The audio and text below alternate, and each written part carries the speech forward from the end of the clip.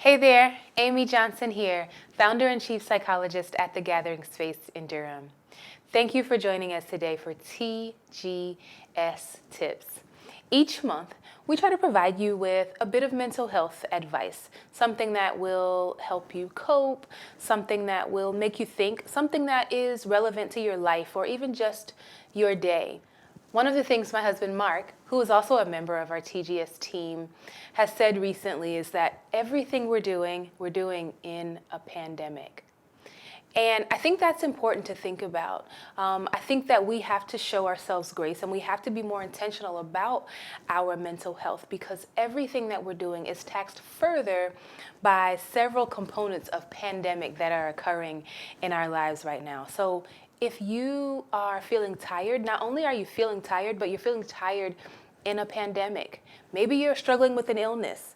If you're feeling ill, you're feeling ill in a pandemic. If you're feeling anxiety or even sadness, you're doing all of that in a pandemic. Let's say you're gearing up for a new job or a new move. Exciting things, right? But you're doing that in a pandemic. So show yourself some grace. Be intentional about caring for yourself. Be intentional about thinking about ways to keep yourself healthy. I hope that you will listen to a few members of our team share some tips that I think will be really useful to you in thinking about how to continue moving throughout this year. Hi there, I'm Claire Maxwell and I'm one of the clinicians here on staff at the Gathering Space. Today I'd like to talk with you all a little bit about sleeping habits. But before we get there, I'd like us to reflect together on how much our brains and bodies have mentally, emotionally, and physically been through this past year and are still going through.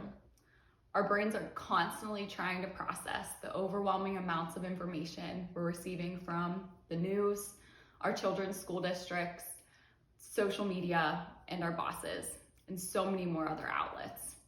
Our brains are exhausted, but some of us may find that when it comes to sleep, we're having a hard time turning our brains off at night. So my tip for you all today is to create a bedtime routine. To begin, about an hour or so before bed, turn off the overhead lights, maybe only keep on a lamp or two, and no phones. Put your phone aside, turn off the TV, turn off your iPads, as those things can be more stimulating and actually alert our brains, and that's the opposite of what we want. Then start a calming activity. Maybe you bring out your favorite book and start reading. Maybe you start coloring in a coloring book or your kids' coloring books. Turn on a podcast or a meditation or even write in your journal. It doesn't matter what the activity is as long as it's calming to you. Then when you start to feel tired, enter your bedroom and lay down. Maybe you put on an eye mask, put in some earplugs, turn on some white noise.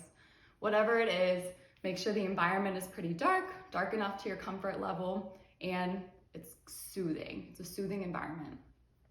If after about 20 minutes or so you find that it's hard to fall asleep, you're still tossing or turning, get up out of bed. I know this may be hard, but it'll help. Get up out of bed and begin that calming activity again.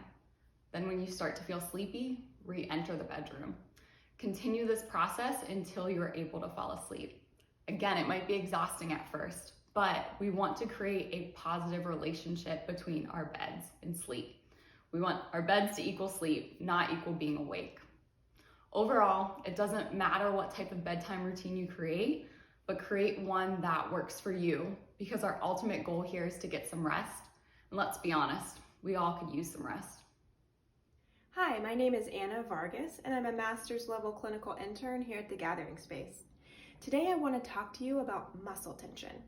Have you ever experienced particularly tight, tense, or sore muscles during a stressful time in your life, such as starting a new job, or taking an exam, or just navigating through the challenges of living during a pandemic?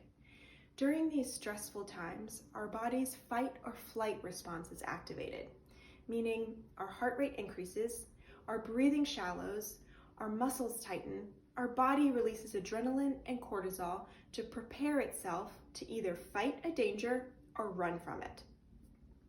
Evolutionarily, this was really important for our survival.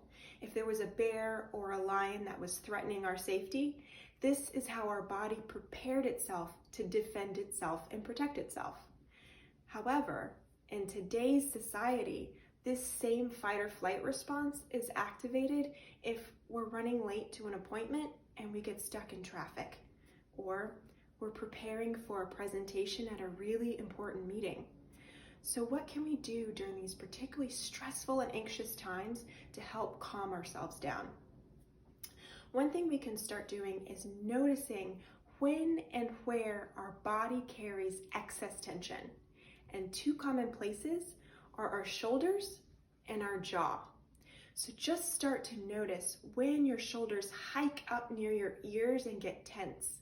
It could be when you're typing on your computer, or when you're driving in a car, or when you're sitting in a meeting. So just notice when your shoulders get tense and give them permission to relax and release. If your jaw gets tight or sore, or you clench your teeth, use your fingertips and gently massage the muscles around your jawbone. This just gives your muscles permission to soften. And if that feels good, you can move up your face and massage your cheeks, massage your temples, and really give your face muscles permission to relax. And what this does, it sends a message to your brain that you're not in danger. You don't need this fight or flight response, and you don't need all this extra tension to get through your day. So the next time you're feeling stressed, notice where your body carries this excess tension and just give it permission to release and relax. Thank you for watching, and again, my name is Anna at TGS. What's going on, TGS community? I'm Will Gartman, one of the clinicians on staff here at the Gathering Space, and today I'm going to be talking to you about social media. Social media just continues to consume more and more space in our world. And as it consumes more space, it becomes increasingly important for us to be mindful of how we consume social media. There are so many things to enjoy about social media. It can provide us information on current events. It can be a platform for advocacy and charity. And it can keep us connected with friends and family. However, there can also be many unwelcome effects from how we consume social media. It can cause unwanted and unneeded stress. It can breed envy and divisiveness, and it can be distracting and disconnect us from living in the present moment. And in a pandemic, when we're left with more time than ever to scroll away on our phones, how we consume social media has never been more relevant.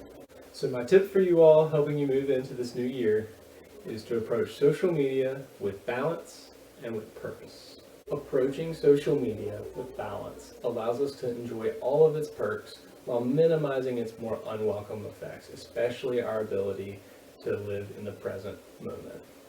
Relating back to one of the tips from Dr. Johnson's previous video, when we allow social media to take away our ability to be present, this is also affecting our ability to be active and to be still, which is so very important for our overall wellness. Approaching social media with purpose can help us achieve this balance. So next time you're getting on Instagram or Twitter or Facebook, ask yourself these questions first. 1, is there a reason I'm getting on there at all? Am I posting? Am I uploading a picture? Am I reaching out? Am I trying to find the news? Or 2, is getting on social media now taking my attention away from something I'm supposed to be doing right now? If you don't have a purpose for opening that app, or if you do, but it's going to distract you from being present, then stop, put the phone down, and get back to being present, being active, being still. That's my tip for your TGS community. I hope you find it useful.